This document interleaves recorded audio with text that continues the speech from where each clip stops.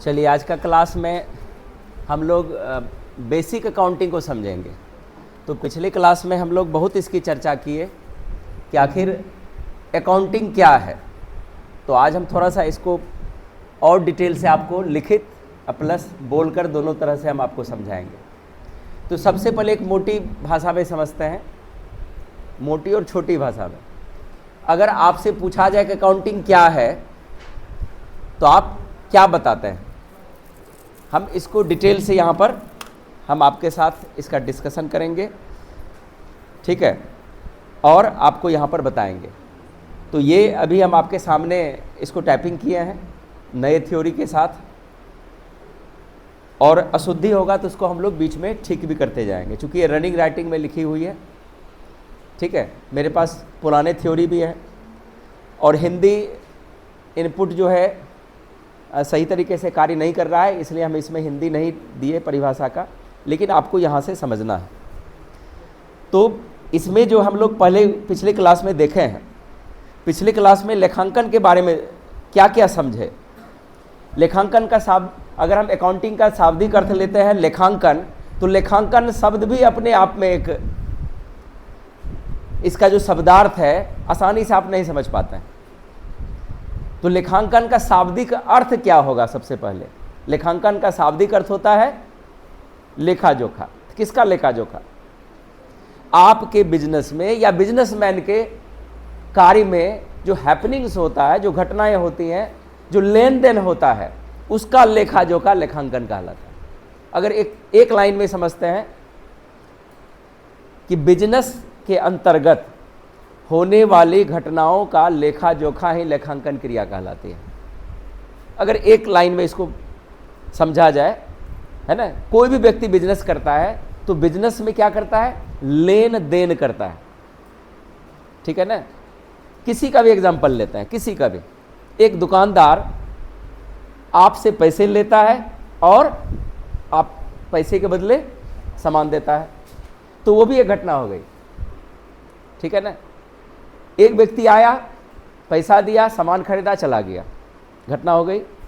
एक व्यक्ति आया, सामान लिया, पैसा नहीं दिया और बोला कि हम बाद में देंगे, तो वो क्या करेगा? उसको कॉपी में दर्ज करता है, ठीक है ना, लिखेगा कि आपसे पैसे हमको लेने हैं, ठीक है ना, तो वो भी एक घटना हो गया।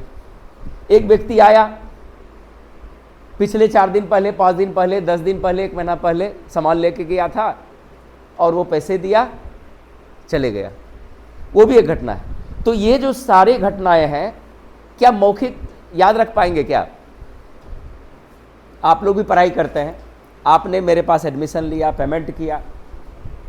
बहुत ऐसे छात्र हैं जिन्होंने हाफ पेमेंट किया या कुछ पेमेंट करके आप क्लास चालू किए, तो हमको पता कैसे चलेगा कि आपसे हमको पैसे फिर लेने हैं, ठीक है ना। तो उसको तो लिखना पड़ेगा ना। तो इसके लिए अगर हम सिर्फ ये देखेंगे कि बिजनेस में होने वाले घटनाओं का लेखा जोखा करना लेखांकन है, समझने के लिए सही है, लेकिन यहाँ पर देखिए कॉमर्स में इसकी डेफिनेशन कितनी बड़ी दी है, इसमें हम थोड़ा सा हम अपना भी जोड़े हैं, हम रुके वहाँ पर। किसकी डेफिनेशन को हूबहू याद करना एक कॉमन बच्चे के लिए सही नहीं है, इसको हम आसान कर दिए हैं, नीचे और आसान कर दिए हैं। ये देखिए क्या कहते हैं कि पहला मेरा प्रश्न है कि व्हाट इज अकाउंटिंग, क्या हुआ इसका अर्थ? लेखांकन क्या है? उसी में ऑब्लिक देके हम लिखे हैं कि what do you mean by the term of accounting. क्योंकि आपकी क्लास इंग्लिश में भी लगी हुई है, हम सारे क्वेश्चन को प्रश्न और आंसर के रूप में आपको पढ़ा रहे हैं, ग्रामर भी उसी तरह से पढ़ा रहे हैं, ताकि प्रश्न आप जनरेट कर पाएँ। हम किसी क्षेत्र में कमजोर तब रहता है जब प्रश्न, या तो प्रश्न पूछते नहीं है। आप देखे होंगे कि जागरूक विद्यार्थी किसको बोला जाता है? जो हमेशा क्या, क्यों, कैसे, ये बार बार टीचर से सवाल करता है या उसके मन में बार बार होता है। आज के बच्चे एकदम शिथिल पड़ गए, न कोई प्रश्न करेंगे, न कोई प्रश्न तैयार करते हैं, और न ही उसको उससे ज़्यादा मतलब ही रहता है। तो इसलिए आप अपने आप को नीचे लेके जा रहे हैं। आप ये 3 हमेशा रखिए, क्या, क्यों और कैसे। ये अगर आप ढूंढना चालू कर दीजिए तो आपकी लाइफ सक्सेस कर जाएगी 3 शब्द से। आखिर लेखांकन बोले तो आपको तो प्रश्न उठेगा ना कि लेखांकन है क्या, हम कैसे जाने, अपनी भाषा में कैसे बोलें। जब तक सुनते हैं तब तक याद रहता है, जब फिर घर जाता है भूल जाता है। ठीक है ना। तो दो तरीके से यहां पर हमने प्रश्न को रखा, as per the common definition of it. इसका क्या हुआ, इसमें हमने एक फ्रेज यूज किया है, एज पर। ठीक है ना। एज पर मतलब एक सामान्य डेफिनेशन के आधार पर। ये सामान्य डेफिनेशन में उल्टा मन है, किताब में जो लिखा हुआ उसके डेफिनेशन के आधार पर हम इसको क्या लिख रहे हैं, accounting is an art of recording. Accounting, लेखांकन एक कला है, लिखने की कला है। रिकॉर्डिंग मतलब राइटिंग करना, लिखने की कला है। फिर किसकी कला है, वर्गीकरण करने की कला है। फिर समराइजिंग बोल रहा है ना, एक सारांश बनाने की कला है, समरी तैयार करने की कला है। अब तीनों चीज को अगर याद कर लेते हैं, है ना, कि अकाउंटिंग, लेखांकन किसकी कला है, लिखने की कला है, वर्गीकरण करने की कला है और समरी तैयार करने की कला है। इतना से भी डेफिनेशन आपकी क्लियर हो रही। लेकिन अब देखिए वहां पर लिखा हुआ है इन ए सिग्निफिकेंट मैनर। मतलब सिग्निफिकेंट मैनर मतलब क्या होगा, इसका एक रूल्स और रेगुलेशंस है। हम जैसे तैसे इसको लिख नहीं सकते। लिखेंगे तो कहीं ना कहीं हम एक नियम अप्लाई करेंगे। जहां पर एक नियम हो, जैसे हम टेंस पढ़ते हैं, है ना, वह जाता है कि ही इज गो हम नहीं बोल सकते हैं, ही इज गोज नहीं बोल सकते हैं। तो नियम क्या कहता है कि आपको वह जाता है का अनुवाद क्या बनाना चाहिए, ही गोज। तब आपका वो लाइन सही हुआ। तो ही गोज जो लगा उसका एक सिग्निफिकेंट रूल है ना, उसका एक नियम है जिसका पालन वहां पर ट्रांसलेशन में किया गया। तो उसी तरह से सिग्निफिकेंट मैनर यानी हम किसी चीज के बिजनेस यानी किसी चीज को लिख लेते हैं, उसका वर्गीकरण करते हैं और उसका समरी तैयार करते हैं। किस नियम से, एक महत्वपूर्ण तरीके से, एक विशेष नियम के आधार पर हम उसको लिखते हैं, वर्गीकरण करते हैं और उसका समरी तैयार करते हैं। फिर किस चीज का, और वहां देखिए इन टर्म्स ऑफ मनी, और उसका वैल्यू किस में है, पैसे में है ना। अगर उसमें पैसा नहीं है, यानी वैसी घटनाएं या हैपनिंग्स जिसका मूल्यांकन पैसे से हो रहा हो। ठीक है ना। फिर देखिए in which transactions and events are the part of financial character, और उसका मतलब यानी जो घटनाएं हैं वो डायरेक्ट बिजनेस को प्रभावित करता हो, बिजनेस से ही उसको मतलब रखता हो। ठीक है ना। जैसे मान के चलिए कि हम यहां पर बिजनेस का लेखा जोखा करेंगे, तो हम घर में क्या कर रहे हैं, कितने खर्च कर रहे हैं, इससे बिजनेस को कोई मतलब नहीं। हम अगर यहां पर बिजनेस की बात करेंगे तो जो यहां पर हमारा लेन देन होता है बच्चों के साथ, कोर्स के साथ, उससे सिर्फ मतलब है। अगर डॉक्टर को बिजनेस करता है, अगर वो अपना अर्निंग का एवेल्युएशन करता है, तो वो जो रोगी को ठीक किया उस संदर्भ में उसने कितना लेन देन किया, उसी से मतलब है।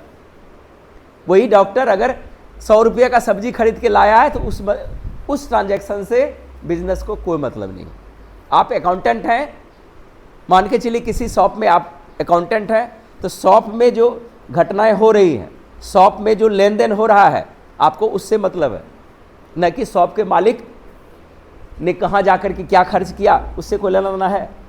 तो यहाँ पर वही चीज़ बोल रहा है कि वो फाइनेंशियल कैरेक्टर भी हो और मनी से उसका मूल्यांकन किया जा रहा हो और and interpreting the result thereof, और उसका एक निचोर या रिजल्ट या परिणाम निकलता हो। ये आपका किताबी परिभाषा है।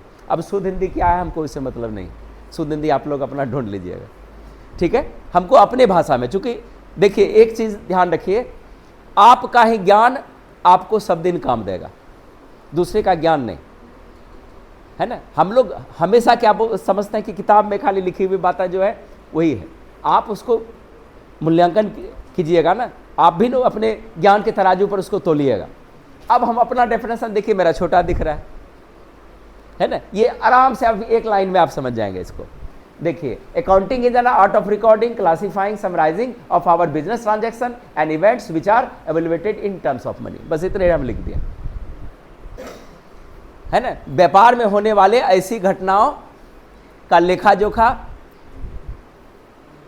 है ना। वह अकाउंटिंग वह कला है जिसमें हम अपने व्यापार में होने वाले, जिसको हम पैसे में मूल्यांकन कर सकें, उसके घटनाओं को लिखना, उसका क्लासिफिकेशन करना यानी वर्गीकरण करना और उसका निचोड़ निकालना अकाउंटिंग।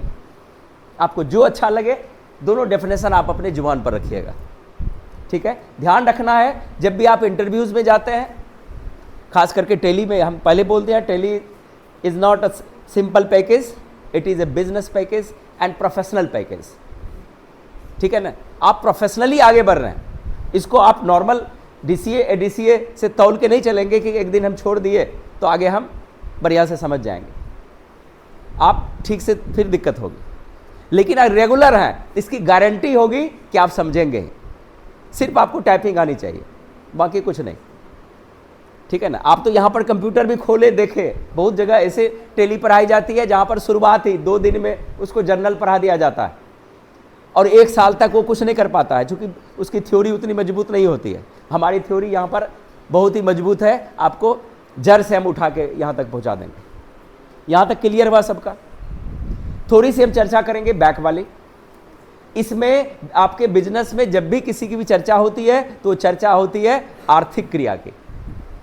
आर्थिक क्रिया पिछली क्लास में बताए थे। एक डॉक्टर अपने डिस्पेंसरी में रोगी से पैसे लेकर इलाज करता है, आर्थिक क्रिया है।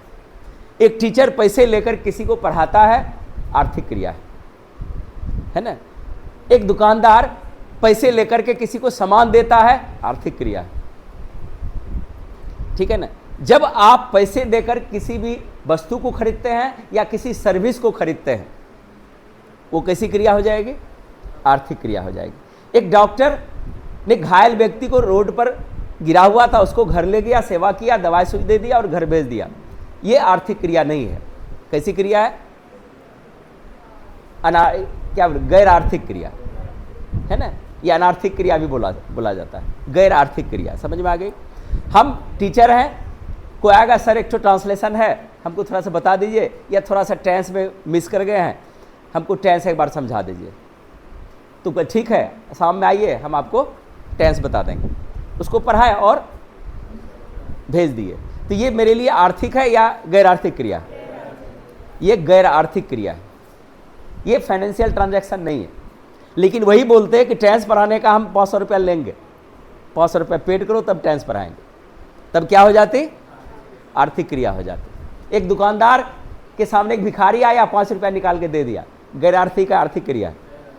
गैर आर्थिक है ना। कहीं पर कोई प्रोग्राम हो रहा है, जैसे शिवरात्रि या कोई चीज़, कोई पूजा अनुष्ठान, उसमें आप 101 रुपया कुछ दे दिए, कैसी क्रिया है?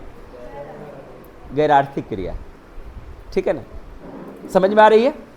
जहां पर कुछ वस्तु की प्राप्ति होती है लेकिन उसमें आपका इन्वेस्टमेंट नहीं होता है, वो एक तरह का गैर आर्थिक क्रिया हो जाती है। लेकिन कभी कभी कुछ ऐसी वस्तुएं हैं कि आप 10 रुपये का सामान खरीदने गए और 105 रुपये का सामान मिला आपको, तो 5 रुपये का एक्स्ट्रा सामान मिला, है ना।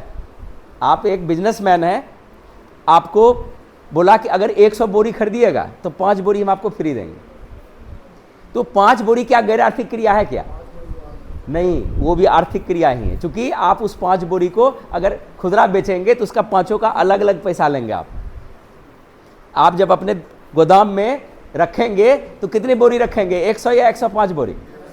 अगर 5 बोरी को कहीं इधर उधर कर दिए तब वो जो है आपका गैर आर्थिक क्रिया थी। आप तो अपने गोदाम में आप लाए वहां से फ्री, 5 बोरी का आपने पैसा नहीं दिया, लेकिन 5 बोरी आपके गोदाम को इफेक्ट कर रहा है कि नहीं? आप फ्री नहीं देंगे, है ना।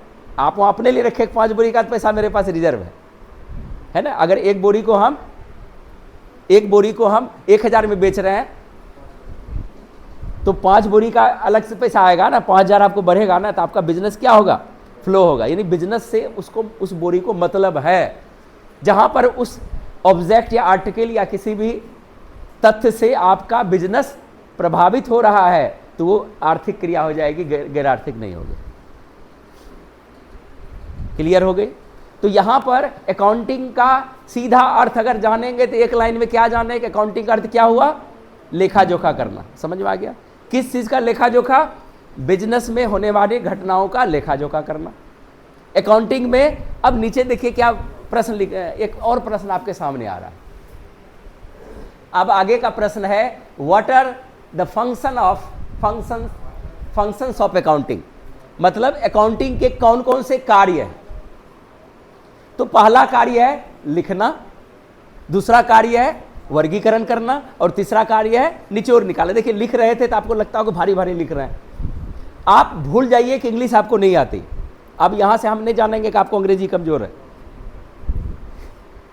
है ना। ये क्यों हम आपको अकाउंटिंग पैकेज को क्यों हम फ्री वहां पर शो किए कि हम जानते हैं कि आगे ऐसे वैल्यू नहीं दीजिएगा, कोई नहीं पढ़ता है जल्दी। जब तक उसकी गरज आएगी, अगर कहीं जॉब होगा, सर मेरा जॉब है हमको तुरंत टेली सिखा दीजिए, नहीं होगा। आपको उसको विधिवत सीखना पड़ेगा। आप अंग्रेजी पढ़ते हैं तुरंत सिखा दीजिए, है ना। आप कोई चैप्टर बोलिएगा तो हम आपको सिखा सकते हैं, लेकिन एक चैप्टर पढ़ने से आप नॉलेजेबल हो जाएंगे इसकी गारंटी नहीं। ठीक है, तो चलिए अब यहां देखते हैं। तो पहला क्रिया इसका कौन सा कार्य है? लिखना। ठीक है, अब इसके बारे में देखते हैं। रिकॉर्डिंग मतलब लिखना। रिकॉर्डिंग मतलब वो जो आप वीडियो रिकॉर्डिंग या वो करते हैं, वो रिकॉर्डिंग से कोई लेना देना नहीं। ठीक है, आगे देखिए। इन दिस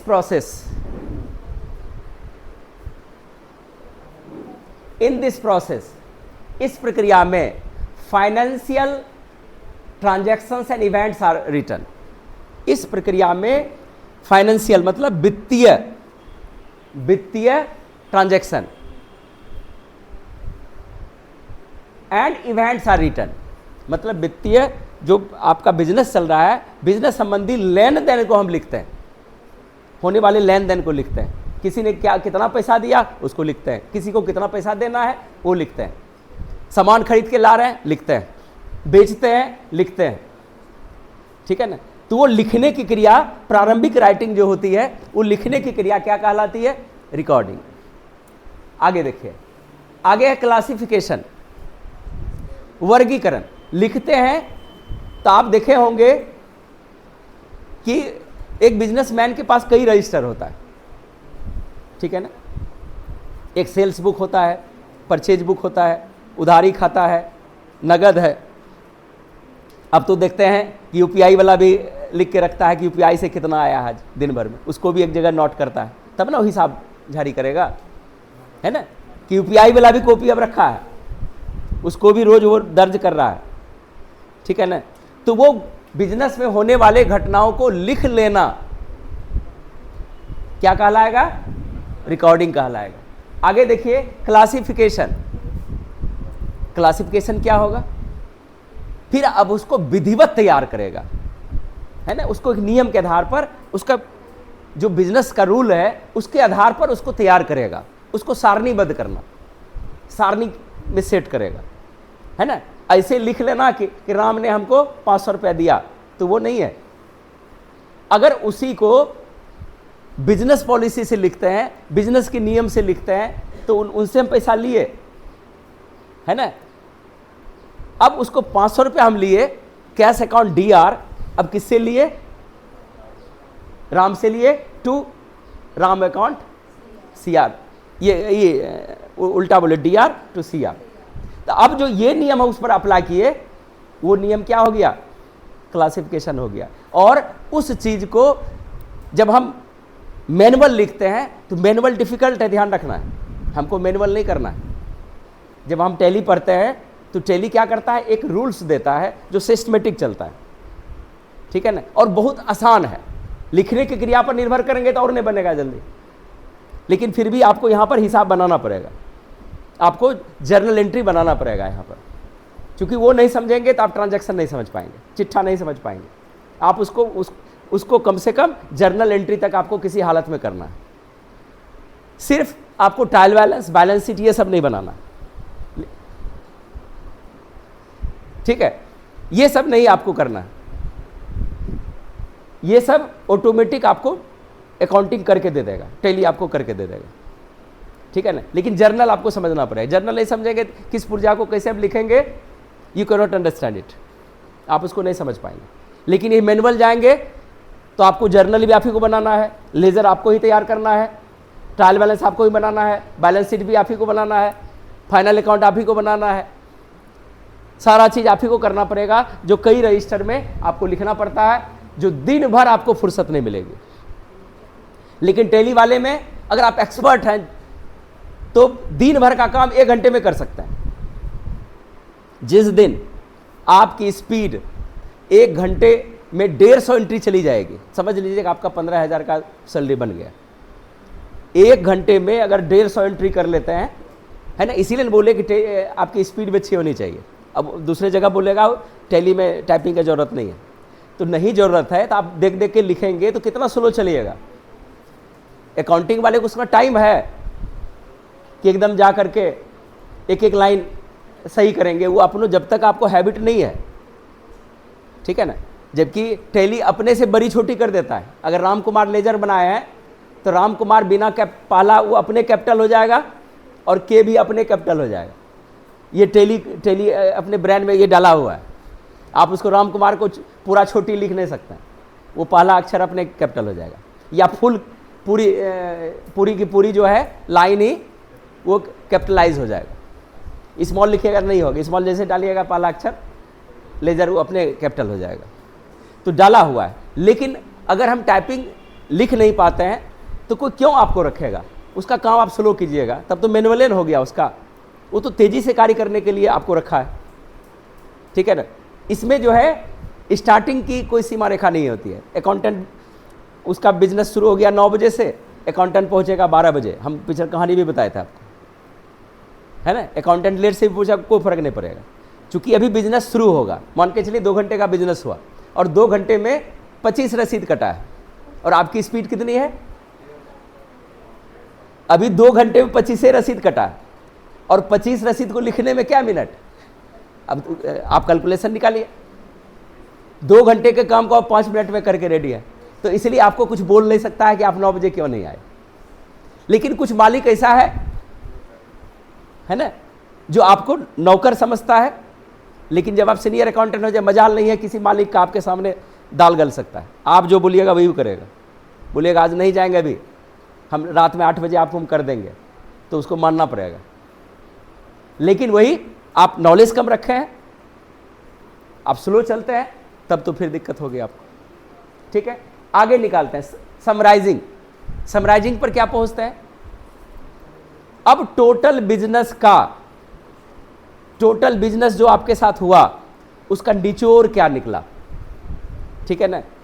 अब वो रिपोर्ट आप दे रहे हैं, वो रिपोर्ट आप किस में दे रहे हैं, ट्रायल बैलेंस में दे रहे हैं। पहला जैसे जर्नल तैयार होगा तुरंत आपको ट्रायल बैलेंस शो करना पड़ेगा। ट्रायल बैलेंस के आधार पर बैलेंस शीट आपको दिखाना पड़ेगा, और बैलेंस शीट के आधार पर फिर आप वहां पर फाइनल अकाउंट शो करते हैं। ऑटोमेटिक फाइनल अकाउंट बन के रेडी हो गया। तो आज का टर्म था अकाउंटिंग क्या है।